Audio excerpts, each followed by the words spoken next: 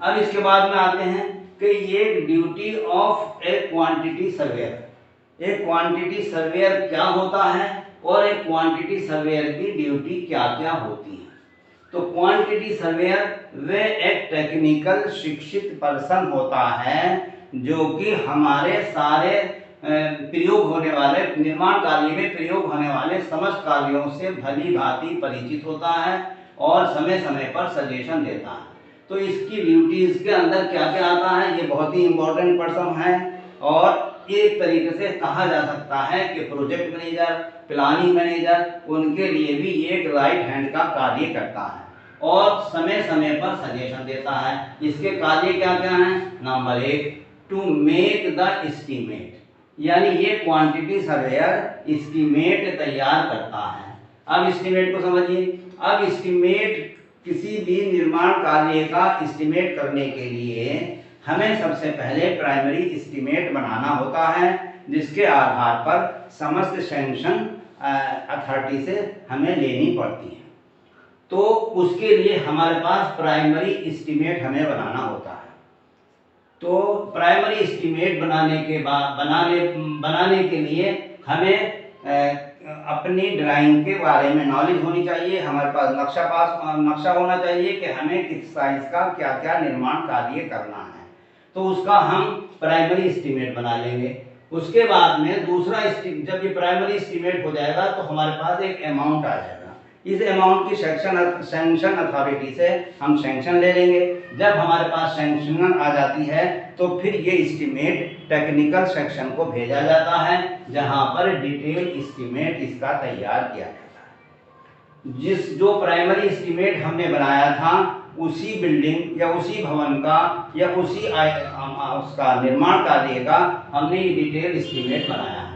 यहाँ पर बच्चों एक चीज बहुत ही विशेष ध्यान देने वाली है कि प्राइमरी एस्टीमेट में और डिटेल एस्टीमेट में बहुत ज़्यादा डिफरेंस नहीं होना चाहिए। मिसाल के तौर पे यदि हमने किसी चीज़ का प्राइमरी एस्टीमेट बनाया, उसकी कीमत सपोज आती है 10 लाख रुपए, लेकिन जब हम उसी का डिटेल एस्टीमेट बनाने बैठे तो उसकी कीमत आ गई 15 लाख रुपया। इसका मतलब 5 लाख रुपए का डिफरेंस हो गया। तो जब हम उस कार्य को करेंगे तो चूंकि हमारे पास 10 ही लाख रुपया है, लिहाजा वो कार्य कंप्लीट नहीं हो पाएगा और हमारे द्वारा किए गए समस्त प्रयास अर्थहीन हो जाएंगे, विफल हो जाएंगे और हमारी योजना, हमारी परियोजना या हमारा निर्माण कार्य अधूरा रहेगा। लिहाजा इसको करने के लिए आवश्यक है कि हमारा प्राइमरी एस्टीमेट इस प्रकार से होना चाहिए कि हमारा डिटेल एस्टीमेट और प्राइमरी एस्टीमेट में बहुत ज़्यादा डिफरेंस ना आए।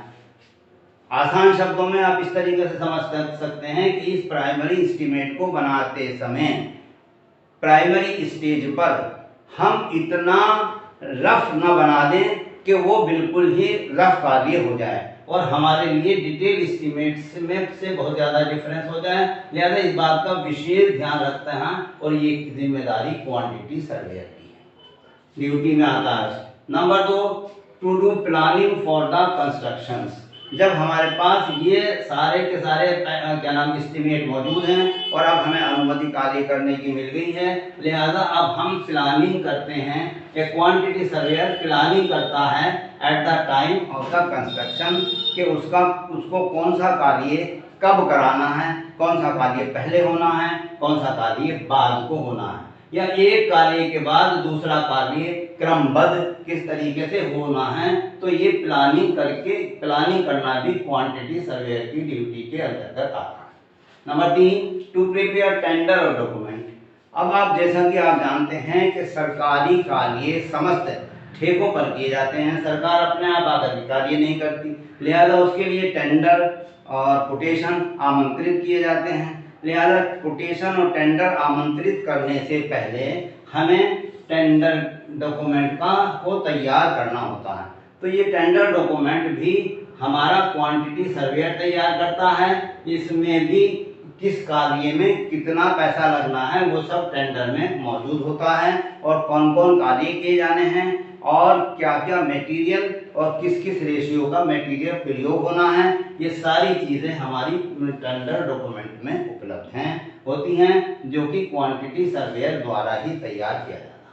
इसके बाद में प्रिपेयर डिटेल मेजरमेंट। कार्य करने के बाद फिर इसकी डिटेल मेजरमेंट या बिलिंग कार्य की जाती है, जिसको हम बिलिंग भी कहते हैं। To make the to prepare the detail measurement. अब कार्य हो जाने के बाद में उसके समस्त कंपोनेंट की डिटेल मेजरमेंट की जाती है, जिससे कि बिलिंग का कार्य किया जा सकता है। प्रिपेयर टेंडर डॉक्यूमेंट्स, उसके बाद में to submit the tender to the client, जो कि हमारे द्वारा क्वांटिटी सर्वेयर के द्वारा डिटेल एस्टिमेट या ये क्या नाम टेंडर डॉक्यूमेंट तैयार किए गए हैं, ये क्लाइंट के पास जमा कराना भी एक क्वांटिटी सर्वेयर की जिम्मेदारी है।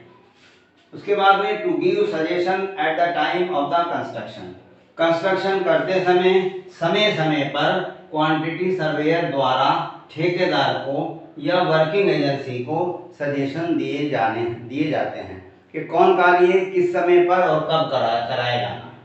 उसके बाद में to give suggestion for any type of addition of the work, यदि कोई कार्य ऐसा किया जाना है जो कि हमारे पास एस्टिमेट करते समय हमने उसे अपने कंसीडर नहीं किया था और अब हमें कोई चीज़ उसमें ऐड करनी है, तो ये ऐड करने के लिए भी हमें क्वांटिटी सर्वेयर की तरफ से सजेशन मिलती है और पार्टी यानी ऑनर और ठेकेदार दोनों की सहमति से ये बात तय हो जाती है कि ये जो आइटम हम ऐड कर रहे हैं, जो कि हमने एस्टिमेट बनाते समय ऐड नहीं किया था, तो इसको हम किस रेट पर हम इसका पेमेंट करें।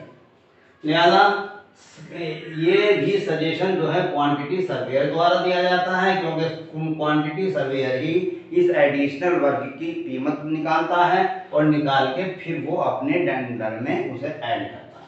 उसके बाद है to make any type of claim and dispute, to manage any type of claim and dispute, यदि कार्य करने में किसी प्रकार का कोई डिस्प्यूट होता है या किसी प्रकार का कोई क्लेम होता है, तो वो भी इनके क्वांटिटी सर्वेयर के द्वारा ही संपन्न किया जाता है। अर्थात हम ये कह सकते हैं कि क्वांटिटी सर्वेयर एक इतना इम्पोर्टेंट पर्सन है निर्माण कार्य के लिए कि इसके बिना कार्य असंभव है। अब इसमें हमारे यहाँ ठेकेदार दो तरह के होते हैं, एक तो कंस्ट्रक्शन एजेंसी या एक सब कॉन्ट्रैक्टर। तो अब कार्य दोनों ही निर्माण कार्य करते हैं, लिहाजा निर्माण कार्य करने के लिए इन लोगों को भी क्वांटिटी सर्वेयर की आवश्यकता होती है। तो अगर कोई बड़ी कंपनी है तो वो तो क्वांटिटी सर्वेयर को हायर कर लेती है मंथली बेसिस पर, लेकिन अगर सब कॉन्ट्रैक्टर है जिसके पास काम थोड़ा सा कम ही है, लिहाजा उसको भी क्वांटिटी सर्वेयर की आवश्यकता होती है, लिहाजा वो इसको फुल टाइम न रख करके पार्ट टाइम भी नियुक्त कर लेते हैं या ऑन दी कॉन्ट्रैक्ट बेसिस पर भी कर लेते हैं कि भाई हमारा एक प्रोजेक्ट है, इस प्रोजेक्ट पे आपको ये अपनी टेक्निकल सजेशन देने हैं, तो इस पार्ट पेमेंट पर भी क्वांटिटी सर्वेयर मिल जाते हैं। अर्थात हम ये कह सकते हैं क्वांटिटी सर्वेयर एक ऐसा टेक्निकल पर्सन होता है जिसका पेमेंट भी बहुत इंपॉर्टेंट होता है और जिसका पेमेंट भी अन्य स्टाफ से अधिक होता है, लिहाजा अकॉर्डिंग रिक्वायरमेंट हम इसको अपने क्या नाम निर्माण कार्य पर या अपनी साइट पर हम नियुक्त करते हैं, भले ही पार्ट टाइम रख लें या हम इसको फुल टाइम रखें। इसी प्रकार से एक और 11वां नंबर पॉइंट है to give suggestion of if there any change of scope of work, यदि कार्य करते समय किसी प्रकार की कोई चेंज आना चाहता है कार्य में जो कि टेंडर डॉक्यूमेंट भरते समय हमने कंसीडर नहीं की थी और अब वो चेंज चाहता है, लिहाजा इस चेंज को इस change of scope of work को भी इनके द्वारा या क्वांटिटी सर्वेयर के द्वारा कंसीडर करते हुए इसके रेट का आकलन किया जाता है और रेट का आकलन करने के बाद ही उसमें किसी प्रकार की चेंज संभव है। इस प्रकार हम ये कह सकते हैं कि क्वांटिटी सर्वेयर निर्माण कार्य पर साइट पर एक बहुत ही इम्पोर्टेंट पर्सन है, जिसकी प्रेजेंस में या जिसके सजेशन से हम समस्त कार्य आसानी से कर सकते हैं। लिहाजा इसमें चाहे सब कॉन्ट्रैक्टर हो चाहे कोई एजेंसी हो निर्माण एजेंसी, इन दोनों को ही इस क्वांटिटी सर्वेयर की आवश्यकता होती है। अब लास्ट में सबसे बाद में आता है जिसको हम कहते हैं इम्पोर्टेंस ऑफ क्वांटिटी सर्वेयर। तो इसमें भी मैंने बहुत सारे आपको इसके महत्ता के पॉइंट बता दिए हैं, लेकिन खास तौर से अगर हम बता दें important role to make estimate, इसका एक बहुत ही इम्पोर्टेंट रोल है एस्टीमेट बनाते समय क्वांटिटी सर्वेयर का। लिहाजा ये एस्टीमेट बनाते हैं, प्राइमरी एस्टीमेट भी इनके द्वारा बनाया जाता है और उसके बाद डिटेल एस्टीमेट भी इनके द्वारा बनाया जाता है। लिहाजा इसके अभाव में या इसकी प्रेजेंस के बिना हम एस्टीमेट भी नहीं बना सकते। लिहाजा इसकी बहुत ज़्यादा इंपॉर्टेंस बढ़ जाती है क्वांटिटी सर्वेयर की। नंबर 2, एनी कंस्ट्रक्शन कंपनी और subcontractor appoint a quantity surveyor as per requirement, अपनी रिक्वायरमेंट के मुताबिक के अनुसार ही क्वांटिटी सर्वेयर को कोई कंपनी या सब कॉन्ट्रैक्टर नियुक्त करता है और उसके पार्ट टाइम या फुल टाइम जैसा भी हो, क्योंकि इसके द्वारा समस्त सजेशन, भले वो एडिशन का कार्य हो, भले वो एस्टीमेट बनाने का कार्य हो, change of scope of work हो, इन सब के बारे में सजेशन क्वांटिटी सर्वेयर द्वारा ही दिया जाता है। इसके अलावा ये राइट हैंड होता है प्लानिंग इंजीनियर का या प्रोजेक्ट मैनेजर। प्रोजेक्ट मैनेजर और प्लानिंग इंजीनियर जो होते हैं उनके लिए ये एक राइट हैंड का कार्य करता है और बहुत सारे सजेशन क्वांटिटी सर्वेयर द्वारा दिए जाते हैं प्रोजेक्ट मैनेजर को या प्लानिंग इंजीनियर को, जिनकी आवश्यकता हमें साइट पर पड़ती है। नंबर 4, एनी एडिशन और any change of if there in construction a quantity surveyor give suggestion. किसी प्रकार का हमें कोई एडिशन करना है या एडिशन की आवश्यकता होती है जो कि हमने एस्टीमेट बनाते समय कंसीडर नहीं किया था, तो उसके बारे में भी सजेशन क्वांटिटी सर्वेयर द्वारा दिया जाता है।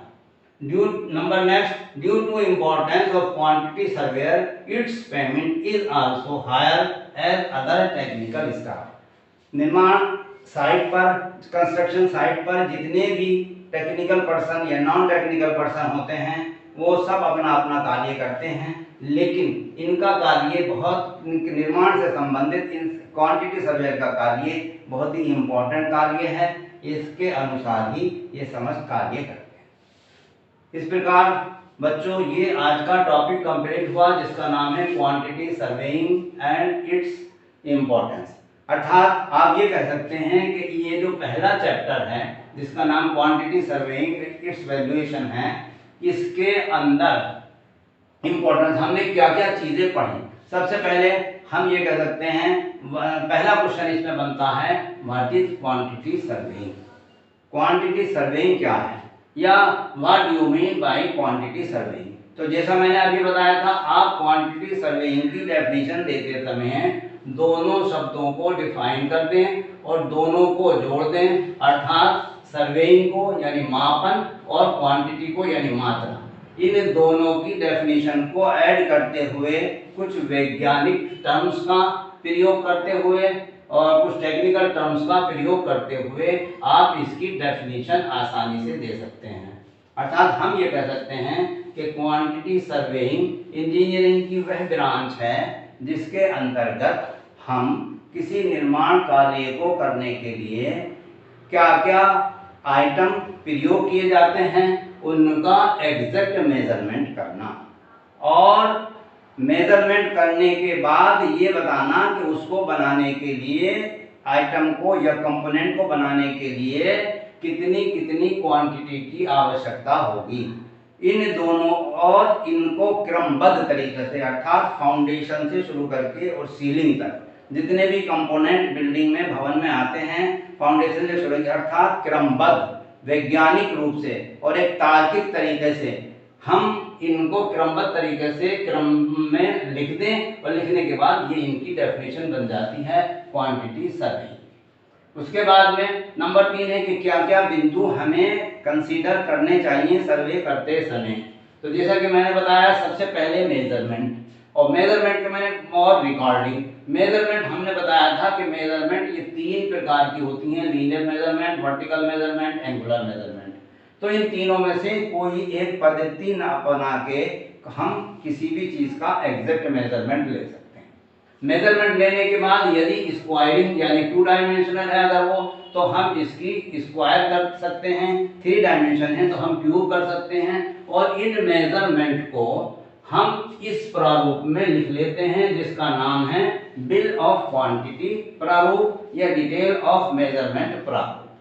नंबर, अब ये जो हमारे पास क्वांटिटी इस प्रारूप में आई है, इस क्वांटिटी को हम अगले वाले प्रारूप में जिसका नाम है एब्स्ट्रैक्ट ऑफ एस्टिमेटेड कॉस्ट लिखते हुए अब हम इस कॉलम में रेट लिखते हैं। तो रेट के बारे में मैंने आपको बताया था कि रेट हम 3 तरीके से इसमें लिख सकते हैं, या तो मार्केट सर्वे करके, या फिर हम एनालिसिस ऑफ रेट से, या फिर शेड्यूल ऑफ रेट एक बुक आती है उसमें हर एक चीज के आइटम के रेट दिए होते हैं, उस रेट को हम यहाँ पर लिख दें, क्वांटिटी हमारे पास यहाँ से आ जाएगी, भले ही वो मीटर में हो, भले ही वो केजी में हो, क्यूबिक मीटर में हो, स्क्वायर मीटर में हो, हम मल्टीप्लाई कर देंगे तो ये हमारे पास अमाउंट आ जाता है।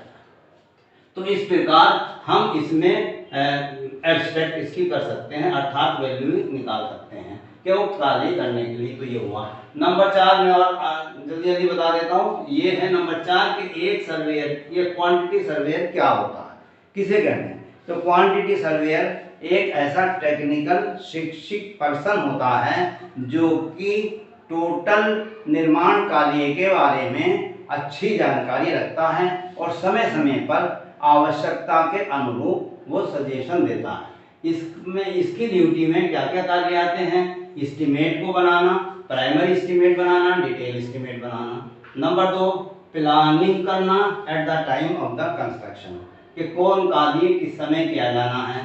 टेंडर डॉक्यूमेंट तैयार करना कि किस कार्य को करने के लिए किन किन चीज़ों की आवश्यकता होगी और उसमें क्या क्या मटेरियल किस किस रेशियो में लगाया जाएगा।